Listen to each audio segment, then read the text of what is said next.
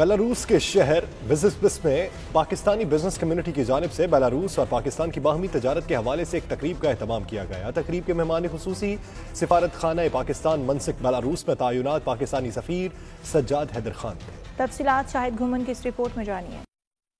Belarus के शहर विसेबिक में पाकिस्तान बिजनेस कम्युनिटी की जानिब से बेलारूस और पाकिस्तान की बाहमी तिजारत के हवाले से एक तकरीब मुनक्किद की गई, जिसमें बेलारूस के ताजरों, बॉक्सिंग फेडरेशन के अहदेदारों और कम्युनिटी की अहम शख्सियात शरीक हुई। सफीर पाकिस्तान सज्जाद हैदर ने पाकिस्तान और बेलारूस के कसीरुल-जहती ताल्लुकात, तिजारत और सरमायाकारी के मौके पर रोशनी डालते हुए दोनों ममालिक के माबैन सकाफती और तालीमी ताल्लुकात के फरोग के लिए अपनी जिद्दोजहद जारी रखने पर जोर दिया। उन्होंने कहा, सफारत खाना पाकिस्तान दोनों ममालिक की बाहमी तिजारत, सकाफत, खेल और सियासत में पाकिस्तानियों की भरपूर रहनुमाई के लिए हर वक्त तैयार है। Our community has been doing extremely well in many countries, including in the Western countries, in the United Kingdom, in the United States of America, in France, in Oslo, for example, Norway, where we have many parliamentarians.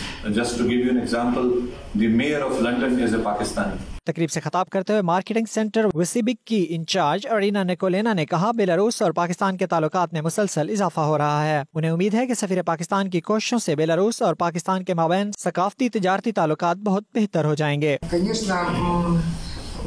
Выражаю надежду и уверенность, что мы будем продолжать в этом направлении и как результат будем мечтать, что в этом году во время проведения славянского базара исполнится мечта доктора Сихеля и моя в том числе, что пройдет тот проект, успешно состоится, о котором мечтаем мы вместе।